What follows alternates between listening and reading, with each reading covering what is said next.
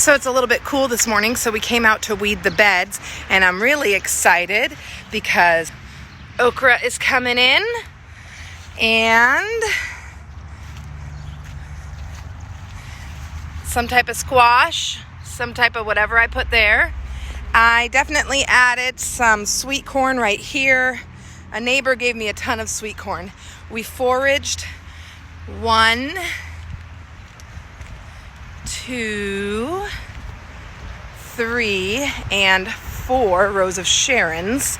Rows of Sharons are pretty easy to forage. If someone in your neighborhood has them, watch for their suckers and see if you want them, if you can get them. You got to manage them, but hey, you can get them for free. I put some sweet corn right over here, and I put some sweet corn in there where there's also basil, so we'll see what happens. I want to talk for a second about fertilizer, which I'm mostly totally against, because fertilizer does so much destruction to the environment.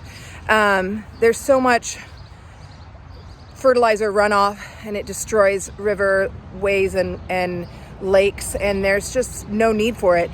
Compost, just start composting at home. But if you are going to use fertilizer to start, I use something like this Osmocote, because you put it down inside the hole where it cannot run off.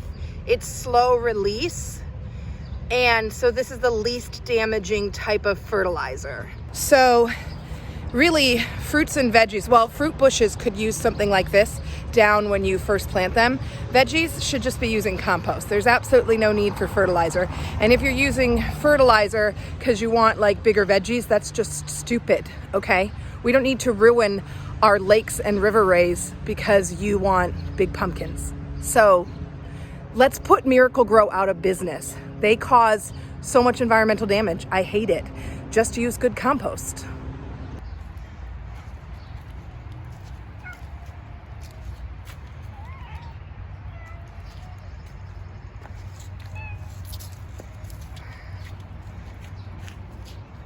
On tree-lawn beds, or? Yep.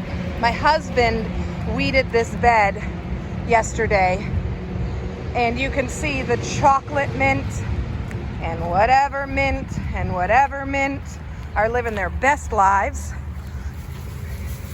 My hostas are coming in good. We've got the oregano. Oh, these oregano are coming back. We're gonna give them space to come back. We've got thyme. My St. John's wort looks amazing, and we're saving this dock to move later. I'm really quite pleased with how this tree lawn looks, because last year the substrate that I put down was really wet and it looked like everything was gonna die. But since these are perennial herbs, I was just like, you know what, we're gonna leave it. I'm not gonna worry about it. I'm gonna weed it and I'm gonna see, and it's clearly doing fine. The hostas looked really sad last year. They look great this year. Also, these hostas that we're installing up here, they looked so sad last year, and they're looking so great this year. So feeling really good about how our garden, our perennials that we established last year, are really shaping up. These strawberries, y'all, are crushing it. Look at these strawberries. That's insane. This whole front hill is strawberries. So eventually we're gonna work to get the grass taken out. They're looking amazing. Look at these strawberries living their best lives. Another thing we established last year, was perennial wildflowers through here. And look, the milkweed, I believe this is echinacea, and more milkweed coming up. So it's nice to see that the work that we did last year trying to establish perennials was not wasted.